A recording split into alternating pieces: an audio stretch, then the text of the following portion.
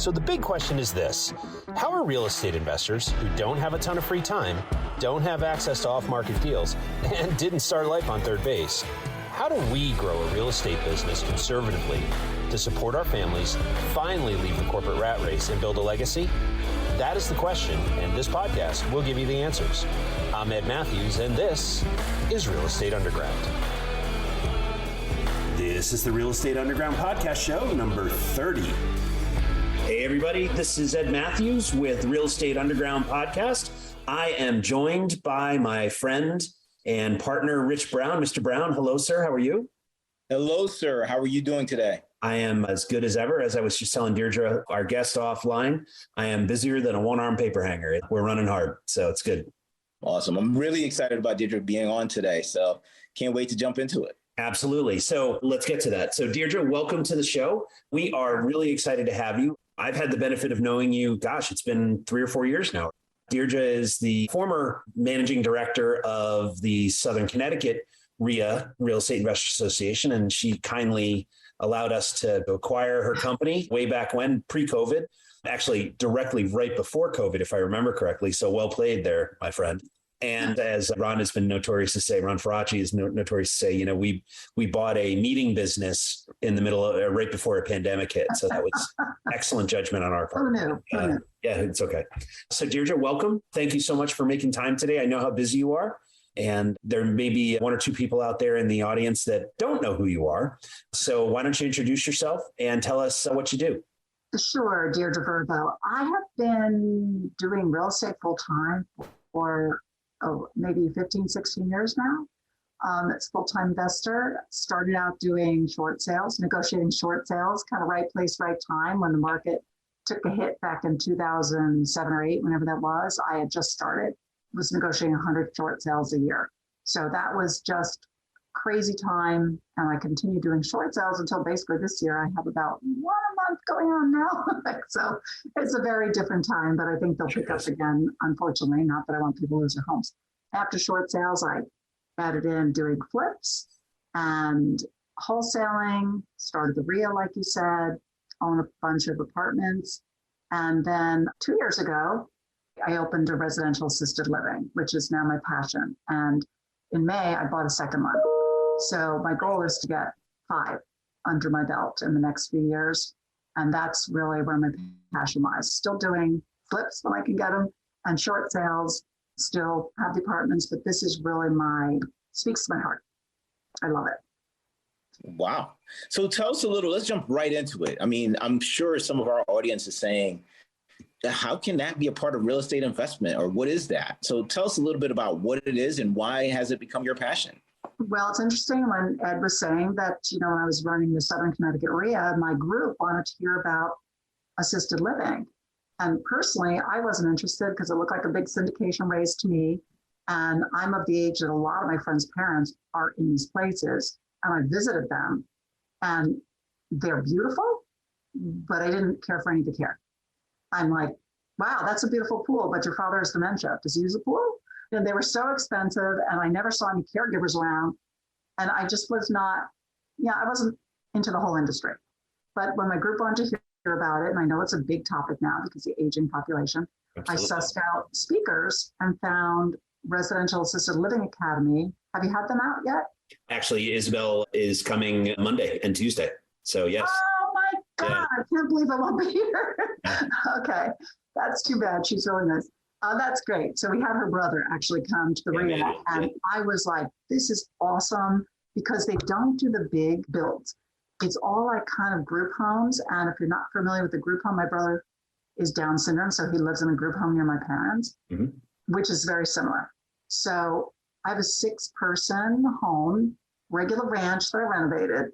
So the renovation skills came in, renovated it to be 8 bedrooms, 6.5 bathrooms to accommodate 2 caregivers around the clock.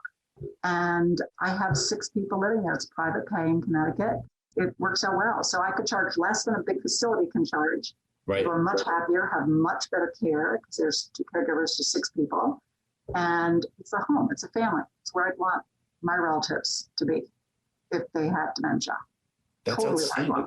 So you're able to hire folks that the care 24-hour a day care live-in caregivers that can provide memory care and advanced care as well?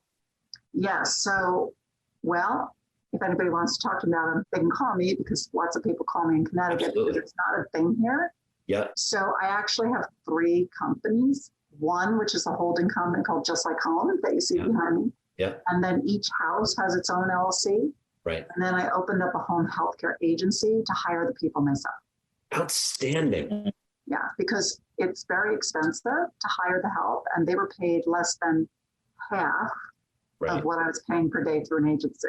So I'm always interviewing. I'm always interviewing people because I interview 100 people to get a good one. Wow. I'm sure. Yeah. How's the learning curve been since this is a new venture for you? How was the learning curve going from just real estate to now being in the home healthcare business and being in the real estate business? That's a great question because so many people call me and they're like, oh, it's big money, it's a real estate play. Well, the real estate play is such a small part of it.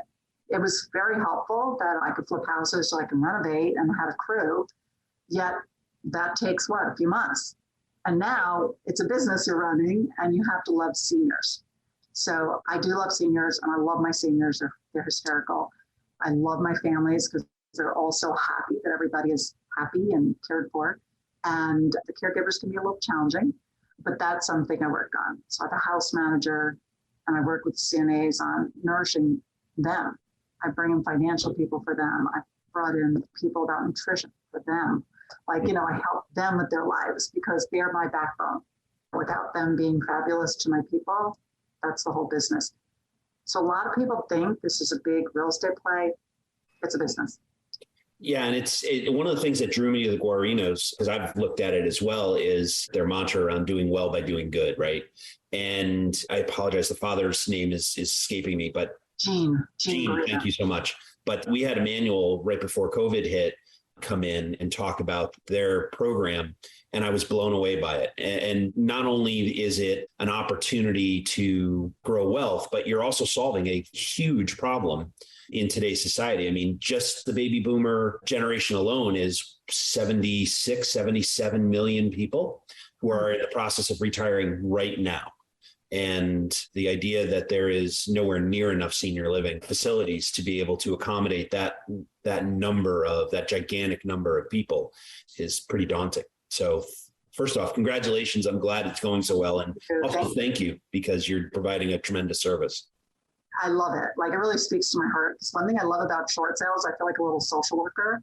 Right. I make money, I love to help people and earn my living. My second home that I just bought in May, the woman I bought the home from, it's kind of a funny story because it's keeping on down low I made an overpriced offer, of course, and got it accepted after making a dozen overpriced offers and not getting them accepted all year. Right. And I hadn't seen the house. So I made an offer while I was away on a Saturday. And on Monday, they accepted my offer and I was still away. And on Monday, they wanted me to put down 20%, which was $120,000, wire it to their lawyer, which I thought was a great idea on their part. But I hadn't seen the house yet. So when I got back on Monday, I'm like, okay, before I wire the money, can I see the house? So I went to see the house and the lady was there, the homeowner. So I said to my realtor, does she know I'm buying the house? And does she know what I'm doing with that? And the realtor said, no. And I walked around the house and the lady said, I love what you're going to do with the house. And I'm like, well, they had looked me up. They knew the mayor. They spoke to the mayor. The mayor told them what I did with another home. And they were so happy because her husband died of dementia.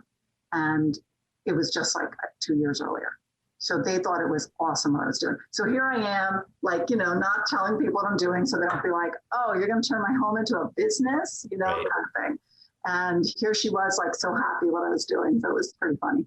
But she gave me such a big lead time that I decided to hit up the SBA. And I found an awesome SBA mortgage counselor. If you ever want an SBA loan, you need to go to somebody that specializes in what you're doing. So I'm part of the RALNA, the Real Estate Investor Association, the Residential Living Association. Mm-hmm. And I got a mortgage broker from them. The guy is awesome. He specializes in this. So he's held my hand through the process. And I was able to get an SBA loan and a very big line of credit to do my next few houses with that. Excellent. Well, that's fantastic. Congratulations. Thank you. But it's a lot of paperwork. Yeah. I mean, with the SBA, it's one of the things that scares most investors off is that the stack of paperwork is typically as tall as you are, right? And continuous. Yeah. Right. Exactly. They're never done doing their paperwork. It's insane. Yeah. So in terms of your business, are you keeping this internal in terms of capital, or have you raised money for this at all? Asking for a friend, by the way. I've had a number of people that want to invest with me, but they want a piece of the business. Yeah. And I kind of just want an equity partner, a person that's just there that I'm giving equity to, right? Percentage on their money. I actually have the money I need to do it with the SBA, but I'm also thinking of doing more without the SBA. So I'd be looking for some private investors too. Yeah. Interesting. And so a business like this, usually when you look at like a multifamily, you're looking at 10, 12, 15+% returns, depending on the marketplace, right? In terms of cash flow. Is this a similar type of return, or, what kind of returns do we typically see in this business? Well, the returns are pretty high. Yeah. The returns are pretty high because it depends, of course, what you buy the house for, what you renovate it for, and who you borrow money from. But, without that, I think I had that number before. I had to calculate it for somebody before. So the returns are high. I mean, my people pay $7,800 a month to live there. Yeah. So I'm taking in, I want to say $46,000 a month, something like that. CNAs are costly, and you have to buy the food, and I've entertained people every day. But it's still a very profitable business. Yeah. Outstanding. But it is a business. Yep. Understood. But you're providing a tremendous service to these 6 people, which is outstanding. So you've bought the second home and you're in the process of renovating that right now. Is that? I'm in the process of closing my second loan with the SBA. Okay. I can renovate. All right. So we're just getting to the table. Okay. Yeah. Excellent. And so when you go to renovate, is this a typical renovation in terms of a flip where it's, 90, 120, maybe 180 days? Yes, but what's a little different about this, Ed, is that I had to hire a general contractor, and I'm the general contractor on my flips. So it's costing me a lot more than I would typically pay for a flip, right? Because I had to hire somebody with a license to do it because I'm going with the SBA. So I'm used to, of course, having my crew, knowing what they charge, bringing them all together, and getting it done, quickly. So it's a little different. So my general contractor has been great, and he's also, I gave him some of my people to use in price. So he's been really, really nice. But I don't know. I've never kind of just sat back and watched the general contractor do it. So I have to see what that's going to be like. Deirdre, when you're looking at the real estate for this business, is there a profile for properties you look for?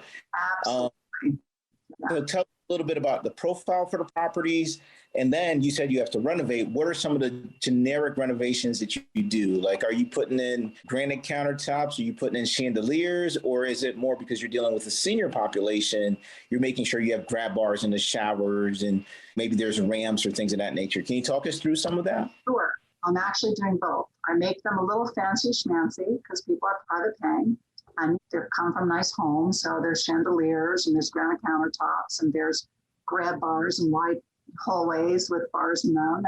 But it looks like a regular home. It doesn't look like any kind of facility. We don't have a cart for medicine or anything that's kept in a locked cabinet.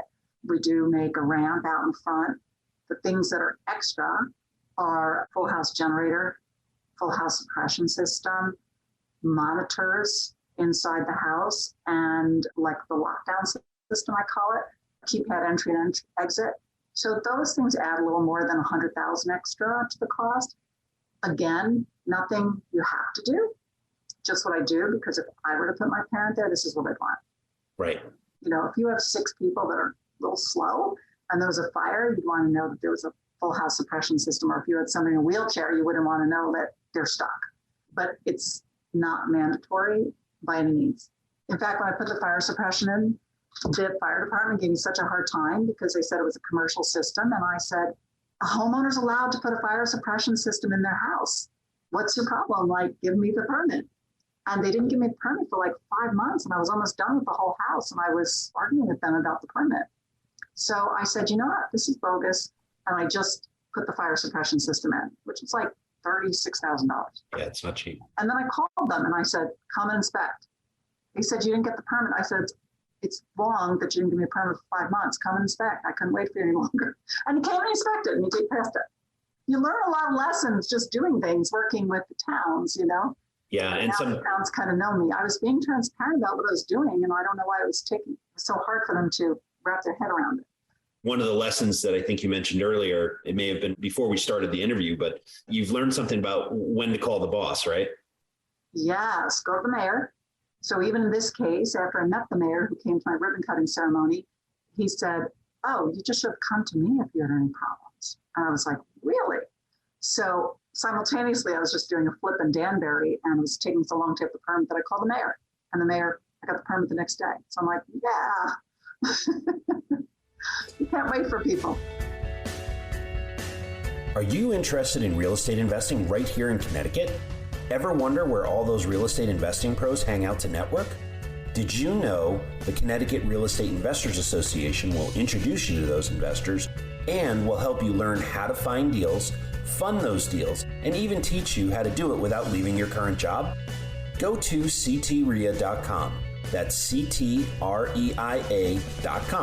and click on the events button to register for an upcoming event. Hope to see you soon. Buying investment real estate is both thrilling and sometimes stressful. Without a lending expert by your side, most investors don't stand a chance.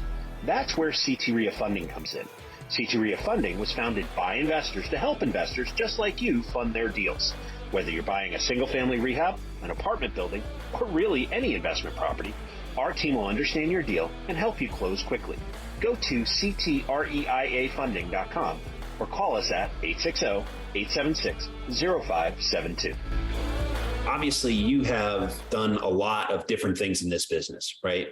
And I know that you're someone who is voraciously learning all the time, right? Mm-hmm. And so I'm curious, how do you learn? Do you read? Do you listen to podcasts, coaching programs, obviously, but how else are you consuming information and getting smarter? I love the coaching programs. That is why I started the REIA, because I was a member of the REIA before and I loved all the coaching programs. And the best way I learn from them is going to the meetings, I wouldn't ever buy the coaching program for $1,000 if you can go to a weekend for $2,000, because for me, just reading it is not going to be, it's okay in certain instances, but like for the residential assisted living, I went out for $2,000 weekend and I got to meet people that were doing it. Right. And I get to talk to them and see what the ins and outs are, what my concerns are, and what, so you don't really get to meet or talk to people when you're just buying the program. So I've never done well buying a program. I always do so much better when I go to, a meeting or a 3-day coaching event or a longer coaching event, because you get to talk to the players. Like in this, one of my biggest things was the insurance. I said, wow, people are going to die. Are you being sued? Like when people die? And so that was in my mind, like, well, these people are older and they're going to live there till they die. And what's my liability here? Right. And that apparently is not even a problem. And so it was explained to me that, oh, yes, you have insurance, right? But like I have 93-year-olds at my home and nobody wants their parent to die. But when your parent has Alzheimer's and dementia, and they hardly know who you are, and you're keeping them going and their quality of life, even if they're in a beautiful place, what's their quality of life? They're not in their home. Right. They're not with their family. Right. And you're paying, $100,000 a year to keep them. Nobody sues you. My mother-in-law died. She had Alzheimer's for 11 years. She's in a terrible place in New York, though. She died 2 years ago, and I prayed for her to die. I was praying for her. She was in a wheelchair. She couldn't speak. She couldn't move. She couldn't anything. So that was my big concern, and that was not a concern after I met with people and they explained to me how it works. And I also thought dying was going to be an issue for me. I haven't experienced a lot of death, and now I've had 3 people die in my home that have come on hospice care into the home at a level that they were close to death, and they've lived there 6 or 7 months before they passed, but it was actually beautiful. like with all the residents around them, stroking their hair and saying, I love you and singing to them. And one was singing, how much is this dog in the window? And the families get to be there and not have the person at home dying. And it's been a beautiful experience, actually. Right. So it's been great. It's been great. It's got to be so gratifying and to know that, your loved one is cared for as if they were your own. Right. Exactly. I have happy hour with them. We go play games. We bring in people. And the people come visit their relatives almost every day. Yeah. They can come anytime. We feed them, whatever. It's their home. Outstanding. So I love it. So would you say of all the aspects of real estate that you've been in, you find this one the most rewarding? This one is I like to see houses go from ick to beautiful, so that's kind of fun. So I do love to renovate and do flips. This is the most rewarding. I don't really find having tenants that rewarding. So I do like short sales. There are a lot of paperwork. This is the most rewarding, definitely. Okay. Personally, and the most fulfilling. Yeah. Okay. So you've had a lot of experiences. I know you've done several coaching programs, which, I look at coaching programs as if we're hiring mentors, right? It's clearly one of the things that I'm always looking at is, can this person make me smarter? With mentors come advice. And I'm curious what the best advice you've ever gotten and frankly, who gave it to you? Stay with us. We'll be right back. A motivated seller just filled out your web form. If you call back within 5 minutes, you're nearly 4 times more likely to get that seller appointment. But delay your follow-up by even just 10 minutes? Forget it. You're toast. Elevista Connect calls that lead back in 60 seconds, qualifies them, and schedules your meeting. Find out how much slow follow-up is costing you.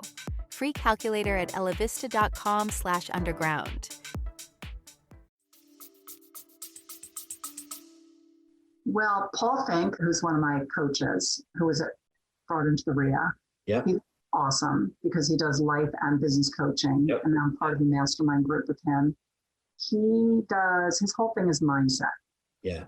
So I guess one of the best things he said to me to change my mindset is if he said, like, if money were no issue, what would you be doing? Right.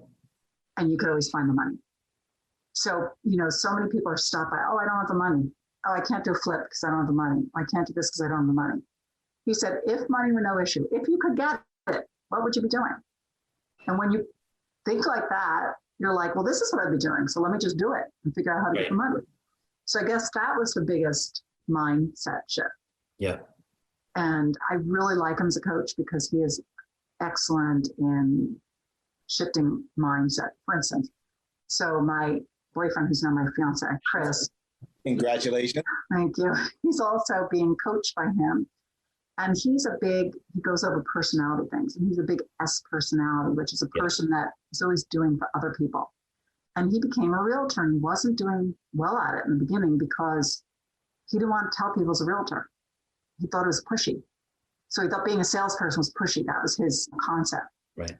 So he wasn't doing well. Like, he wouldn't tell anybody he was a realtor. Even his friends were buying houses without him. And I'm like, what? That's crazy. So Paul Fink said to him, do you go above and beyond? Yes. Are you the best person? Because, he's like so good as a realtor and so good with them. And we'll find them contractors and hold their hand for everything. And he's like, so why would you deprive somebody of using you? Why would you leave them with somebody who's taking as a pass-fail job? And that shifted his mindset, and the guy's flying now. Like, he is awesome. Like, just that simple mind shift. Yep. So I think most of it is not what we learn tactically, but it's more of a mindset shift. Absolutely. Yeah, I think the most important element of a company is the leader's mindset and state of mind, right? Because everything falls from that, right? Yeah. Now, did you want to hear about a good deal I did? Absolutely. Couldn't wait. Okay. I'll tell you an interesting deal we did. So, flipping a house right before COVID, put it on the market in February, right before COVID. 20? Yes. Oh. And just sold it in December. Of 21. Oh my goodness. Yes. Wow. So we put this house on the market, 1.250, a big house in Fairfield.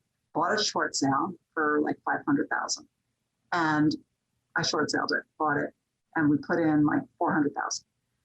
Right before COVID, we had an offer a little less than that. And then we had an offer for 1,250, but they wanted to do a lease option. I was like, no, let's just take the, 100, like whatever, 100,000 less and be done with it. No. So we decided to take the lease option. They gave us a $50,000 option and they leased it, for more than it was costing us for the private money, like 1,000 more. Then COVID hit and I'm like, oh my God, we should have sold this house. Like, I'm like, are they going to be able to buy it now? Is he going to lose his job? COVID hit. Well, 6 months go by and the guy cannot exercise his option. And I'm like, oh my God. Okay. So he's like, but I want another option because give me another 6 months. Okay. So we pocketed 50 and gave him another $50,000 option. So, but it was like for 9 months. So 9 months go by and he can't exercise his option. So we also charge him more money. So I said, all right, so you have to move because this house is now worth a few $100,000. Like, have a pool, this is a house, like now the market's crazy and we could get so much more for the house. And I said, we are not going to extend another option. Mind you, this guy, we had his tax returns. He made almost $2 million a year. So he must have some sort of tax issue because I don't know why he couldn't get a mortgage. Right. Because we had his tax returns. So he loses a second $50,000. So now we have pocketed $100,000. And then we said to him, I'm sorry, you have to move because we can get so much more for this house. And apparently you can't get a mortgage. I don't know what the story is. And he said, no, give me a few more months. And we're like, no, out of time. So we made another deal with him where he's going to pay another like $1,500 a month in rent. And we increased the price by $100,000 to $1,350. So finally, in December, he closes with a straw buyer. Basically, somebody bought it for him. A friend of his bought it. And I guess he's going to rent it from them. But we closed in December. So instead of $1,250, we sold it for $1,350, collected rent, a few thousand above for like almost 2 years, above what we were getting, and $100,000 in. Wow. That he didn't. So okay, all right, you win. That's my favorite deal of all the deals we've talked about in the last 6, 8, 10 months. You win. That's my favorite deal. But it was crazy COVID time. It was like a COVID time crazy deal because we were first like, oh my God, we should have accepted that offer, and just been done with it because now COVID has brought everything down. Then COVID brought everything up. Right. So we're like, okay, so now it's paying off that, he stayed. So that is, that worked out great. So I learned 2 things from that story. One, you're a lot smarter than I am. Congrats. And second, when we all see each other, you, my friend, are buying the first round. So I do want to say something to your people listening. This is why it's really important to go to all the classes and to take everything possible, because if you just thought you were a flipper and you never took a wholesale class or never took a class on how to do a lease option, I would have thought my choices were limited. But because I've taken classes and everything, and I knew that I could do all these different things, then you're not ever leaving money on the table. Right. Once I couldn't get money for a deal back in the beginning, and it was a probate deal, and it was such a good deal. And my daughter was getting married, and I was pledging money to her wedding, and I needed the money. It was such an amazing deal. But being a probate deal, it had to be in my name, and I had to close in my name, and I couldn't get the money because, long story short, I wholesaled it and made like $60,000. And if I didn't know how to wholesale, I just would have been like, just that deal went through my fingers, So it's really important. That's why I love the RIA, because it's very important to take every course so you know exactly what you can and can't do. So you have so many more opportunities. Excellent. When you are not talking about all these awesome real estate deals and the businesses that you run, what else do you like to do? I love to travel. Yep. So we travel a lot. I'm gone like every month somewhere fun. I love to entertain, just throw a great party with the band at my house. I love to read. Read 4 books this week on vacations at the beach. And of course, I love to talk about my grandchildren, but nobody else wants to hear about them. Sure. I hang out with my kids and grandkids and my friends, and I love to cook. I love to do crafts. I like to do a lot of things. I love to dance. Very busy woman. Yeah. I like to hang out with my friends. Excellent. Never a dull moment. That's it, right? May you live in interesting times. If someone wants to get a hold of you and see if they can learn more about your business or for whatever other reason, what's the best way for them to get in touch with you? Yeah, a lot of people call me about starting residential assisted living homes. I think Yeah. in Arizona send everybody to me because it's very different in Connecticut. Yeah. It's actually a thing in the Midwest. There's tons of them. And it's, in Arizona and California, but we just don't have them here in the Northeast. So it's different. Yeah. So I do help a lot of people with that. So they could just call me at 203-570-4839, Deirdre Virvo, or just call on my website. Well, fantastic. Well, Deirdre Virvo, thank you so much for your time today. As always, it's great to see you, my friend. And hopefully, if you're not traveling somewhere across the world, we get to see you at one of the upcoming CT RIA meetings. I know. It just so happens every time there's a meeting and I want to go, I'm something else is going on, I'm traveling somewhere. But yes, I will definitely be at the meetings. I love them. I love to meet like-minded people. I love to hear everything that's going on with people. And I love to hear that you guys are still doing well with flips because that's been a little tough for me, getting new ones. So I think that's awesome. I love to hear that people are still doing it. So it's inspiring. Now I'm going to go online and start looking. There you go. Well, good luck. Thank you so much. This has been fun. This has been great. Thank you so much for joining us today. Thanks, Rich. Appreciate it. This has been the Real Estate Underground Podcast, a CT RIA presentation. Don't forget to rate, subscribe, and share this podcast with your friends. If there's a specific topic you want us to cover, post it in the comments. For more information on the Real Estate Underground Podcast or CT RIA, go to realestateundergroundpodcast.com or ctria.com. Until next time, happy investing.